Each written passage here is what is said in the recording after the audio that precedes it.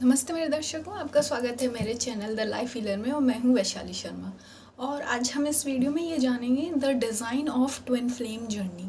मतलब ये जो ट्विन फ्लेम जर्नी है इसका बेसिक डिज़ाइन क्या है, बेसिक पैटर्न क्या है और क्यों ये बाकी की जो रिलेशनशिप्स हैं, जो सोलमेट्स हैं, कार्मिक्स हैं, उनसे डिफरेंट है और क्यों लोग इस जर्नी में आके स्टक हो जाते हैं। ठीक है, तो हम इसके बारे में आपको आज हम पढ़ेंगे। तो अच्छा देखिए, आपको पता है मैं आप लोगों के लिए वीडियो कहाँ बनाती हूँ। देखो आज मैं आप लोग को दिखाती हूँ कि आप लोगों के लिए मैं वीडियो कहाँ बनाती हूँ। ठीक है, देखो कितनी अच्छी है ना।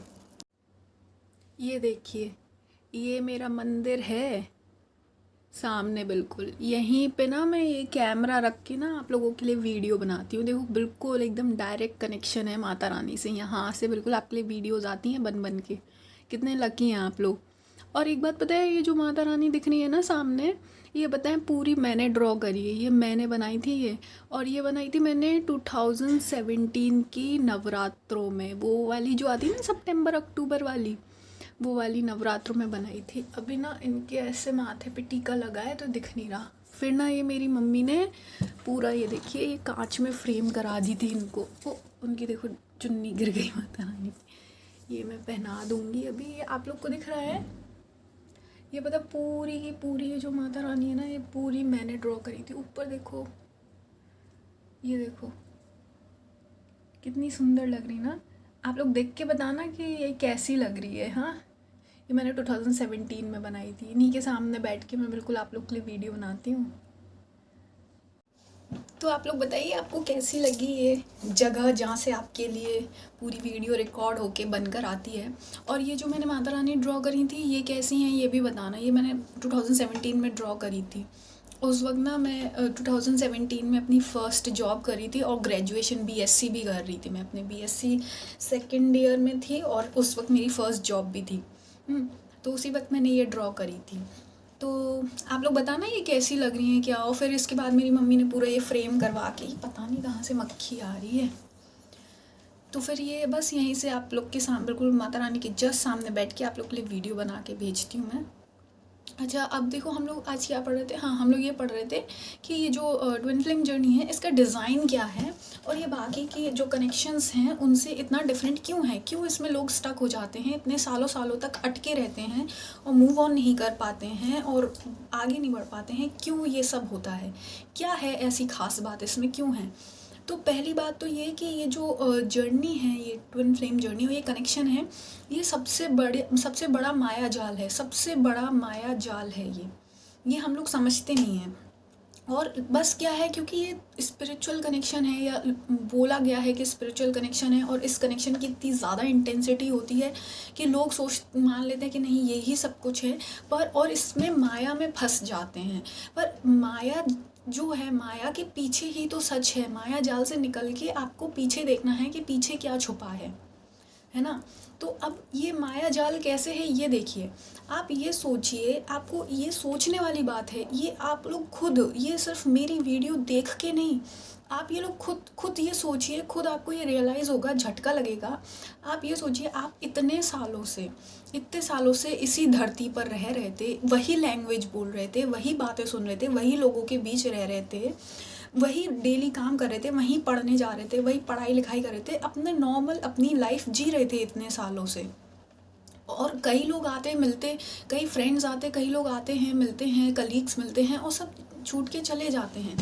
पर लेकिन ऐसा क्या हुआ एकदम से कि कोई एक इंसान आता है आपकी लाइफ में और सब कुछ इतना बदल जाता है और इतनी इंटेंसिटी होती है उसकी कि फिर उसके बाद वो उस मिलने के बाद फिर ये देखिए, आप इतने सालों से आप यहाँ पर थे इस धरती पर आपको सारी ज़िंदगी एक भी बार आपको पता नहीं चला कि ट्विन फ्लेम नाम की चीज़ क्या है। आप लोग बताना, आप लोग में से कितने लोग हैं अपने ट्विन से मिलने से पहले से ही आपको पता था कि हाँ ट्विन फ्लेम जैसा कंसेप्ट है या स्पिरिचुअल कम्युनिटी में ऐसा कुछ होता है। सोलमेट्स सब ने सुने थे, ट्विन फ्लेम किसी ने सुना था, मैंने तो नहीं सुना था। मैं तो इतने सालों से, और इंटरनेट तो मैं हमेशा इंटरनेट पे ही पढ़ाई करती हूँ, मैं हमेशा इंटरनेट से ही स्टडीज़ करती हूँ। और जाने कब से मैं अपने 10th 12th से अपने इंटरनेट चलाती आ रही हूँ, पर मैंने तो कभी भी ज़िंदगी में इस इतना इंटरनेट गूगल सर्फ करने के बाद भी इस वर्ड से, इस टर्म से कभी मेरा सामना नहीं हुआ, कभी मेरा सामना नहीं हुआ। पर सडनली जब वो इंसान जो आपका ट्विन है वो जब आता है तब आपको ये वो जो टर्म है उससे आप टकरा जाते हैं। तो ये क्या गेम चल रहा है? आप लोग ने कभी लॉजिक सोचा? आप उसी दुनिया में हैं, उसी लैंग्वेज में, वही आपका मोबाइल है, वही आपका इंटरनेट है, वही आप सेम काम कर रहे हैं, वही दिन है, वही आप हैं, पर एकदम से ऐसा क्या होता है कि आपको ये चीज़ आपने पहले कभी नहीं सुनी पर आप तब सुन लेते हैं। तो ये यूनिवर्स की माया नहीं है क्या? आप लोग खुद सोचिए, थोड़ा सा लॉजिक लगाइए। क्या ये मेरे पापा बात कर रहे हैं, ज़रा रुकना, मैं अभी सुन के फिर आपके पास आती हूँ। हाँ, तो ये आप लोग खुद सोचिए, अपना खुद का एक ज़रा सोचिए कि आप लोग, हम लोग नॉर्मल लाइफ जी रहे थे और फिर एकदम से ये क्या हुआ, और फिर इतनी इंटेंसिटी कि फिर आपको लगता है कि नहीं नहीं नहीं, मेरा तो कोई पहचान ही नहीं, मेरी कोई अस्तित्व ही नहीं है उस इंसान के बिना। जो आप पहले नॉर्मल दबंगाई से शेर की तरह जी रहे थे लाइफ, और फिर एकदम से आप इतने फुद्दू हो गए कि किसी के बिना जी नहीं पाएंगे। ये सोचने वाली बात नहीं है। आप लोग ने कभी ये रियलाइज़ नहीं किया क्या?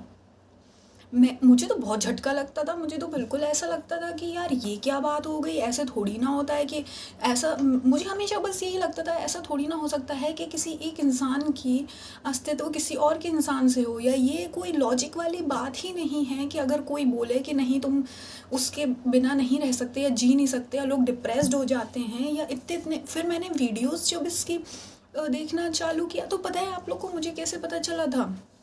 मतलब मुझे ये था कि मैं ऐसे इंस्टाग्राम वगैरह चलाती रहती थी जो जब मेरे ट्विन थे, और मेरी स्टोरी में ये है कि जब मैं अपने ट्विन के मतलब ट्विन से सेपरेशन नहीं हुआ था, तभी मुझे पता चल गया था कि हम लोग ट्विन फ्लेम हैं। लोगों को ज़्यादातर मैंने जिनकी स्टोरी सुनी है उनको सेपरेशन के बाद पता चलता है, सेपरेशन टाइम में, कि वो लोग ट्विन फ्लेम हैं और जिससे वो बिछड़े हैं वो उनका ट्विन था, इसलिए इतनी ज़्यादा इंटेंसिटी थी। पर मेरे केस में ये है कि मुझे सेपरेशन से पहले ही पता चल गया था कि हम लोग ट्विन फ्लेम हैं, और तब जाके मैंने इस कनेक्शन को सरेंडर किया था। उससे पहले मेरा ईगो इतना हाई था ना, इतना ईगो हाई था ना, कि सारी इंटेंसिटीज़ और सारे इमोशंस फील होने के बाद भी मुझे लग रहा था कुछ तो डिफरेंट है, कुछ तो डिफरेंट है, पर मैं सरेंडर करने को रेडी नहीं थी। तो और फिर क्या हुआ, मैं ऐसे ही इंस्टाग्राम चला रही थी, तो इंस्टाग्राम चलाती थी तो उस पर डेली जो सर्च वाला पोस्ट होता है ना, जहाँ पे आप कुछ भी सर्च कर सकते हो रैंडम, वहाँ पे ऐसे ही आता रहता था, ट्विन फ्लेम करके पोस्ट आती थी, तो मैं डेली देखती थी और फिर उसको ऐसी ऊपर से सर्व कर देती थी, कभी उसे खोल के नहीं देखा। मैंने कहा पता नहीं जाने क्या होगा कुछ भी, और ट्विन फ्लेम मुझे ऐसा कुछ कोई लॉजिक नहीं लग रहा था दोनों वर्ड्स में, कि दोनों वर्ड्स को मिला के कुछ लॉजिक हो, तो मैं उसको डेली ऐसे हटा देती थी। और कंटिन्यूस वो 4-5 दिन वो बार बार वही वर्ड इतना बोल्ड में बड़ा लिखा उस इंस्टाग्राम पे आता था। तो फिर ऐसी क्यूरियसली मैं ऐसे फालतू बड़े, मैंने कहा ये है क्या, तो वो उसको खोल के देखा पोस्ट को, तो उस पर बड़ा अजीब सा कोट लिखा था, पता नहीं सोल ओल करके, तो वो मुझे समझ ही नहीं आया अजीब सा कोट कि ये क्या है। फिर उसके बाद जब मैंने इंटरनेट खोला तो इंटरनेट पे जब मैंने ये सब देखा कि ये क्या चीज़ है क्या नहीं है, इसके बारे में पूरा आर्टिकल्स पढ़े, सब करा, तब जाके मुझे पता चला ये असली चीज़ है क्या।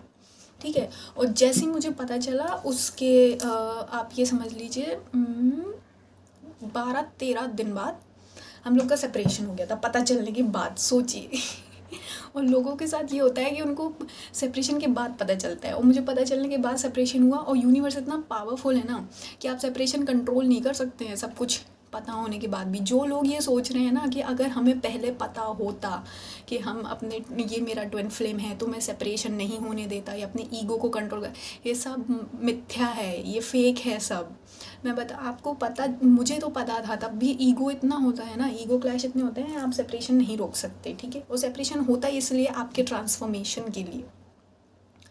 तो वही मैं कह रही हूँ, बहुत सोच समझ के, यही माया है। आप सोचिए ज़रा, यूनिवर्स कितना दमदार है, कितना दमदार है ना, कि आप उसके सामने जब तक झुकोगे नहीं ना, कुछ नहीं होने वाला। ये सोचिए आप लोग, हम लोग को कुछ नहीं पता था, हम लोग नॉर्मल ऐसी वेले होके अपनी दबंगाई से लाइफ जी रहे थे, शेर की तरह, बिल्कुल पढ़ना है लिखना है, ये बनना है वो बनना है। फिर एकदम से कोई आता है, इतनी इंटेंसिटी होती है, फिर ये जाने कहाँ से, जो सारी ज़िंदगी से भाई मोबाइल चला रहे थे, इंस्टाग्राम चला रहे थे, वो इंटरनेट चला रहे थे, कभी भी इसका देखा नहीं कि ट्विन फ्लेम नाम की चीज़ क्या होती है। फिर एकदम से आया, फिर वो दिमाग में वही वही वही वही घूमता रहता। क्यों? क्योंकि इतना इंटरनेट है ना, इतना डेटा है कि हम लोगों को वो सबकॉन्शियस में फीड करा दिया जाता, और फिर यूनियन का भूत इतना चढ़ा दिया जाता है कि आप लोग बिल्कुल मतलब ये समझ लीजिए कि मुर्दा बना दिया जाता है आपको, कि आप कुछ नहीं हैं, आप कुछ करने लायक नहीं छोड़ते हैं। ये लोग जो आप वीडियोस वगैरह देखते हैं ना, इतना कंटेंट है, ये आपके दिमाग को ऐसा कमज़ोर कर देंगे ना, आपकी आत्मा को इतना कमज़ोर कर देंगे कि आप जिंदा लाश जैसा फील करेंगे।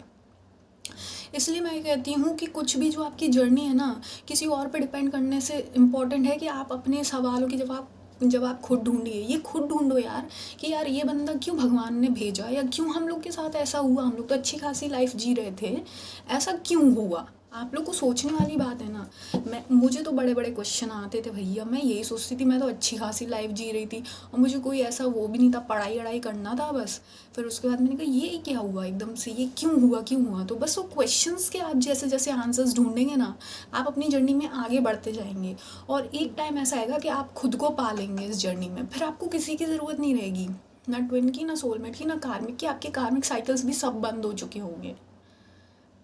तो ये तो मैं आज बेसिकली ये समझा रही हूँ। बाकी हम इसकी और जो ये जो माया रूप है ना, ये ट्विन फ्लेम का, ये मैं और डिटेल में आपको नेक्स्ट वीडियो में बनाऊंगी। अभी ये वीडियो बड़ी हो रही है, आप लोग देखेंगे नहीं फिर, इसलिए ठीक है। तो अब मिलते हैं हम लोग नेक्स्ट वीडियो में, और पर्सनल सेशंस और काउंसलिंग के लिए या पर्सनल गाइडेंस के लिए आप मुझे कॉन्टैक्ट कर सकते हैं। धन्यवाद।